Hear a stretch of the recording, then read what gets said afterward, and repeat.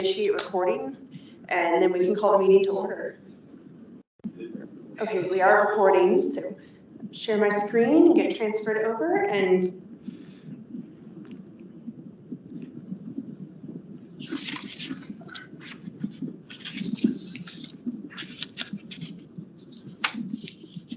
okay, well, welcome to the Affordable Housing Review Board. It is January 2nd, 2024, and this is a chance to attend a special meeting following up on a proposal by Mako Development for a multifamily housing development loan program. I'm Sarah Gooding. I'm the Real Property Section Manager, and I would invite our board chair to call us to order. I'm Anthony Gallardo, Chair of the Affordable Housing Review Board. I call to order the meeting, and I pass to Sarah for. Thank you. Anthony Gallardo and John Todd. Miranda Penner. Here. Valerie Black. Here. And online we have Brad Snap. Do we still have Brad online?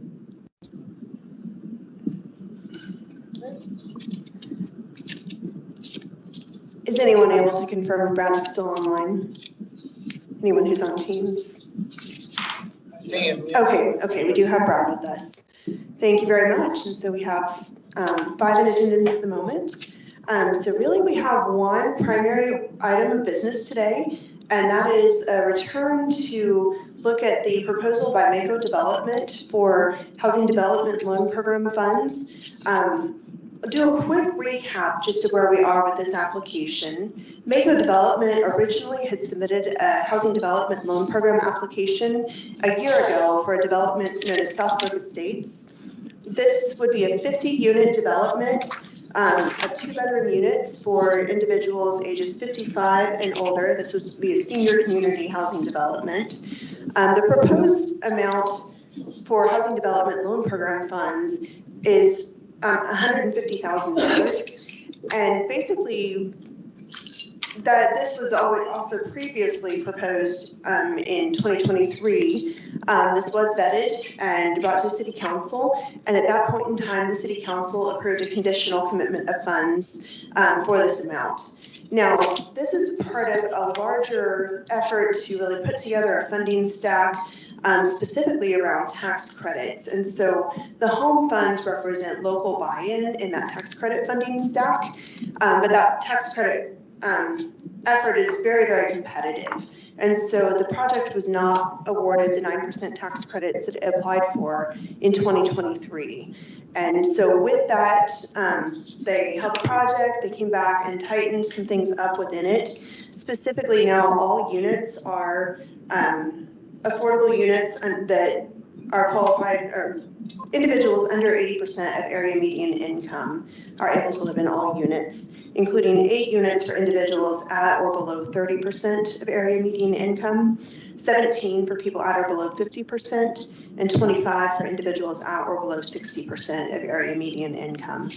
And with that, Mako has updated and they've resubmitted their home application with the hopes that they can be in the 2024 tax credit application process. And so we brought this originally to this board in December. This is the first application of this type that this board has seen. And so the board had asked for a couple of weeks to review and then to come back and to score and evaluate. And so with evaluation, we've previously done single family homeowner development. This matrix is a little bit different. Every area in this matrix is assigned up to 20 points, and board members can review the evaluation and determine how many points they feel is appropriate for each criteria. There are 6 main criteria, and then there's a 7th one that is special populations. Really, it's more of a bonus criteria. And so we'll ask board members to fill out those scoring applications or the scoring sheets, and then to review or to submit your scoring sheets to staff. Board members, we also do have Dan and Jason with Mako Development attending with us online today. And so if you have any additional questions, then they are here and happy to answer those questions. And board members may discuss together in an open meeting here today. So as we look through the evaluation, we're going to really look at the development plan, the qualifications and development experience of the developer, the qualifications and property management experience, because this one is rental, not a home ownership opportunity. We're going to look at the financial feasibility of the development plan and timeframe, the financial condition and performance record of the applicant, timeframes, and then the seventh one again is special needs populations. So I will say up front, staff is bringing this to the board with a recommendation that we would recommend approval of the funds as requested, the allocation of $150,000. But ultimately, we want the board to review. We want the board to determine if it is comfortable with that recommendation. And so I'm going to cycle back off of the PowerPoint so we can bring Dan and Jason up if we have any questions. And also so that the board can review and discuss and ask questions. I'll also note that I do have documents prepared so that I can pull them up and review on the screen if there are any additional questions where we want to refer back. So that in mind, I'm going to maximize the team meeting and turn it over to our board chair for the discussion. Sounds good. Thanks for your patience. I finally got a chance to review most of the documentation. Definitely probably not as thorough staff has reviewed it. As I suspected, it was pretty much perfect scoring throughout the process. There were some questions I had, but nothing serious. And since it's a minuscule amount of the total funding, pretty much kind of green light or A pluses across the board for me. But we'll get started with the first question on the evaluation sheet, which is for the Southbrook Estates project, which is developer plan. I'll open it up for discussion in case anyone has anything comments regarding the points awarded to them, and if anyone had any questions or concerns. Very thorough description.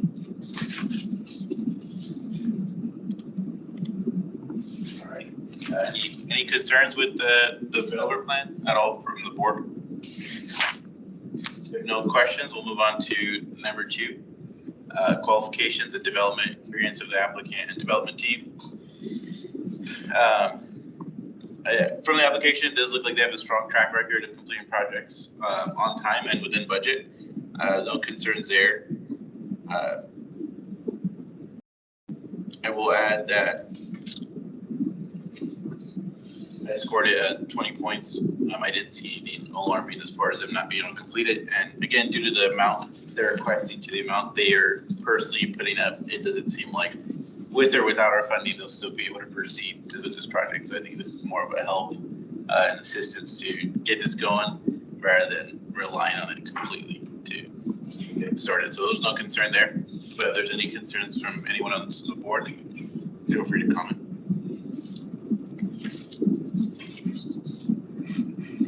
No concerns, we'll move on to number 3, qualifications for property management. They definitely have a comprehensive plan. I believe, if I'm not mistaken, the property management is going to Mako or a different company, right? And separate from the company developing it. Wichita. Right, there you go. And they have plenty of experience managing properties. Was able to look up their website and experience with property management, especially those specifically for seniors, since that's what the special population is targeting. Perfect score for me here as well. Anyone else have any concerns or objections? Sweet, we'll move on. Financial feasibility and development plans and timeframe. The applicant includes a comprehensive financial plan that outlines the sources and uses of funding. Same here for me is a perfect score. Does anyone have any concerns? I'm here for questions. All right, question 5, financial and performance record of the applicant and development team. The applicant and development team have a strong financial track record, very comprehensive documentation that was provided. Perfect score for me here as well. Does anyone have any concerns for number 5 or comments? Next question, question number 6, timeframe for commencement and completion of the development plan.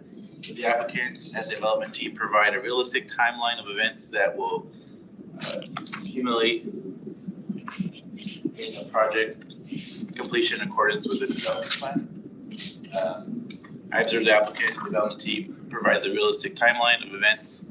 I know there was a concern, I believe, from Valerie, right, the timeline last time. You were able to locate the timeline? Yes, we were. But the timeline is pretty comprehensive. They break down every step of the process. We'd like to see more applicants provide timelines like that. For that timeline alone, I scored it the full points because it was more thorough and it broke it down a lot more than previous applicants. Does anyone have any concerns with their timeline? Just for clarification, this application we know is different than the previous ones. The previous ones had asked for examples of times they didn't meet deadlines, whereas this one, that's not included in scoring or required on the application, correct?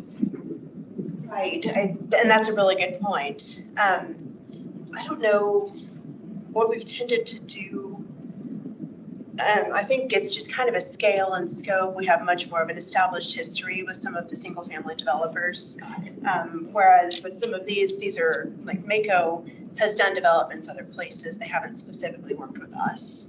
So we don't necessarily have a proven program track record with them.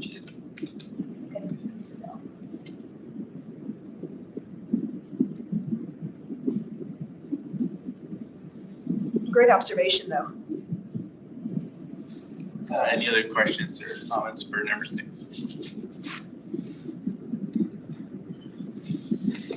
All right, so we'll move on to number 7, special needs populations. This is one of the bonus questions, whether they will serve a special needs population, such as physically and or mentally disabled, the elderly, or the homeless. The development will be restricted to senior citizens 55 and over. And 8 of the apartments will be restricted to residents at or below the Wichita median income. So that was they got the extra 20 points for that. And that pretty much wraps up the evaluation sheet. Does anyone have any comments regarding or concerns or to the opposing of approval? Or one question, our purpose is to incorporate principles of equity in decision-making to properly serve the city's minority communities. How does, number 7, how does that fit in with this project? Has number 7 meet like the special populations? Yeah, it doesn't specifically into number 7, but the affirmative marketing plan that is under property management really will fall into that, and that they will have to make concerted efforts to market in areas of minority populations.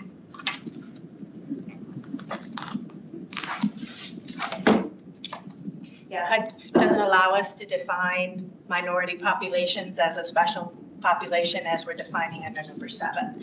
That's really related to elderly, disabled, and people experiencing homelessness.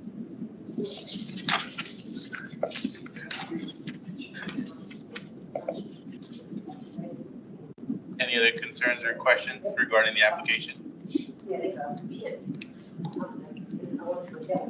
I would be happy to pull the recommendation back up for whenever the board is ready. We're ready. Pull it up. Yeah. Thank you, sir.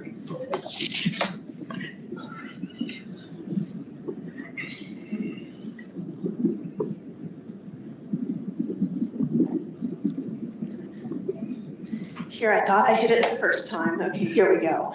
So once again, staff recommends the Affordable Housing Review Board would approve the Home Investments Partnership Program funding allocation of $150,000. If the board recommends this today, then the next step would be that the staff would prepare and submit that recommendation for a conditional commitment of funds to the Wichita City Council.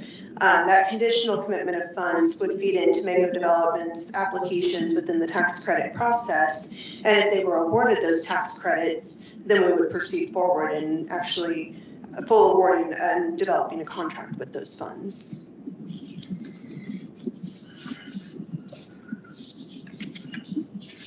Is this the recommendation language I have to read? Motion first. So I motion to recommend the affordable housing. I pretty much motion to recommend the conditional funds. So does anyone second? Second. And then do we read the language after that? Or is that the exact language I have to read? We can transfer this into the minutes as the formal motion. Okay. You just take a vote. Okay, so all those in favor, say aye. Aye. All those opposed, say aye. I think Brad was with the ayes there. Yeah. So motion carries 6-0. Thank you, Siobhan, for joining us.